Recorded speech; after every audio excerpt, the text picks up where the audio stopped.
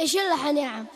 الله الله أغليتها من حبها مثل العسل حالي، من حبها صرت أنا مجنون. أغليتها من حبها مثل العسل حالي، من حبها صرت أنا مجنون.